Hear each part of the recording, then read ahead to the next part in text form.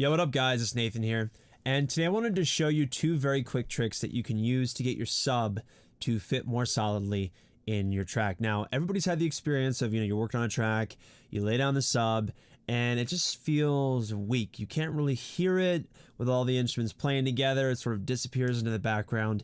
And I wanted to give you two deceptively simple but very advanced tricks that you can use to get your sub to fit solidly in your track. So we're going to dive right in. I'm going to play the track for you. Then we're going to isolate the sub layer. And then from there, we'll show you the two tricks. So we'll play everything together and just have a quick listen.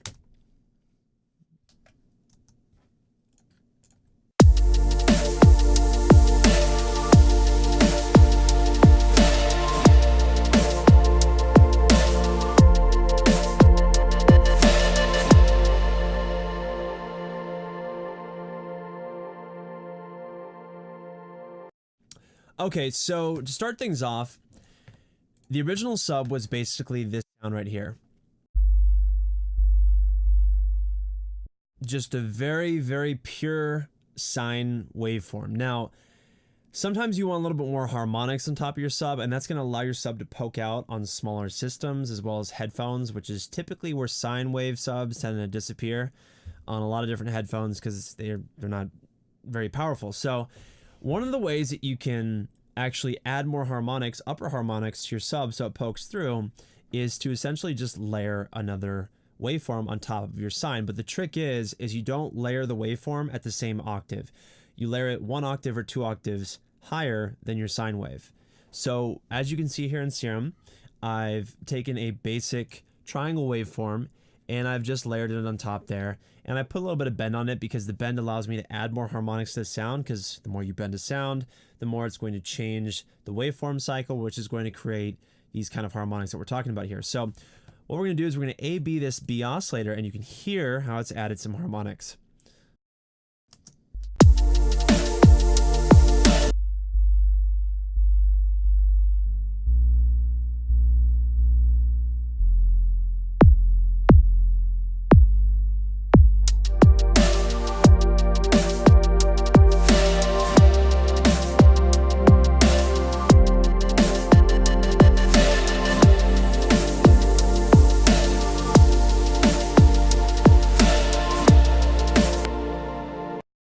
Okay, so, it's a subtle effect.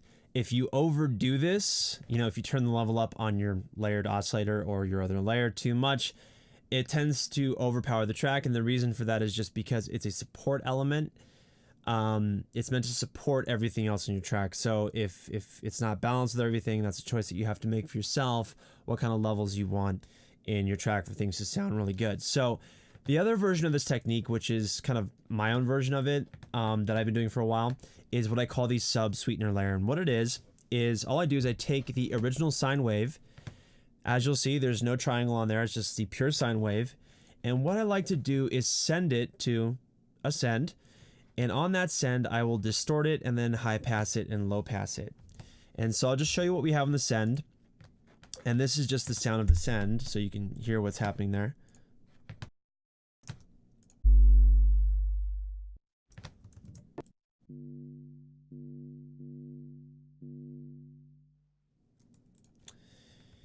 And so all I did was I took a single band inside of Mall. Now you can do this with any distortion unit that you have. It could be Homicide, it could be Trash, it could be any of them.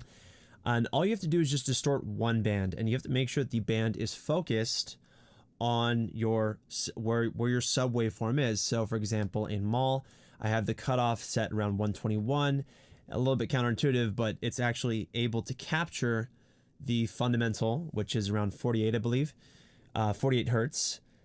So it's capturing it, and then it can distort it. And what happens is when you distort it, you get these upper harmonics, because if you don't, you just have this sound, which is no sound at all. We're distorting the waveform, and when we distort it, we get this sound. Or did I still have it? Still have it.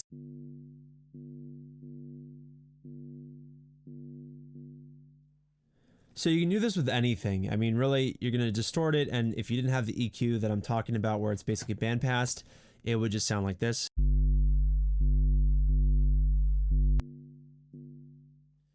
So the reason that we're high passing it is because when you high pass it, it allows you to control what part of the frequencies you want to feed in with your sub sweetener. So it's the frequencies that you want to layer in with the rest of your track. So personally for me, I like to high pass around 150 to 200 hertz. That to me just gives me a much more surgical layer to work with. And then I like to low pass it because the high frequencies aren't really going to do much if they go too far up. It can sound good sometimes. There are situations where I will just remove the high pass and I'll let this thing just breathe, and then it would sound like this,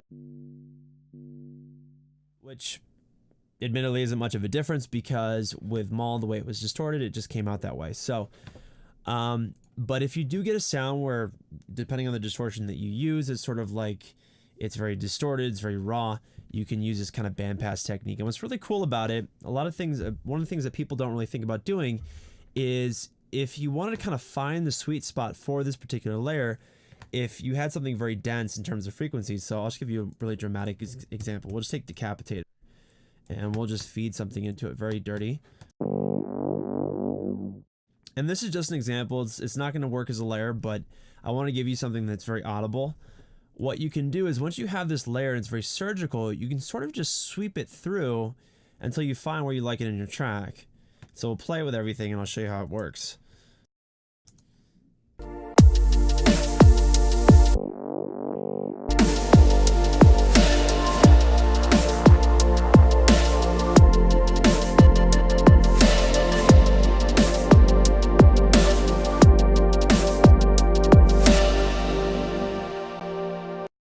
So admittedly that sounds like shit because Decapitator's very kind of asymmetrical in the way that it's sort of distorting the sound over time. It's not consistent, so it doesn't sound very good, because when you're distorting a sub, you want the distortion to sound consistent over time. So you have to be very selective about what you use, because some distortions are, you know, different than others. And even though that's a truism, you know, can't turn water into wine. Anyway, I don't even know what that means. It's so late. Oh man, I was watching this SNL sketch where it's like, it's Dr. Phil, and Dr. Phil's like giving advice to everybody, and he's like, you can't take a toad and put it in mayonnaise, and like this lady on the side is just totally agreeing with him, saying that he's like, you know, the gift to everybody to fix their relationship. Anyway, so yeah, like hopefully that was helpful. That's basically probably my bread and butter when it comes to kind of layering subs into a track. The other thing to keep in mind, this is a mistake I made for the longest time because I have pretty advanced kind of bus routing that I do in my sessions. You really don't want to distort your sub unless you know exactly why. And typically when you're distorting your sub or you're saturating it, you're doing it for the effect of saturation. If you're saturating your sub or you're distorting it because you can't hear it, usually it means that you're just not using one of these two techniques to give it more tone.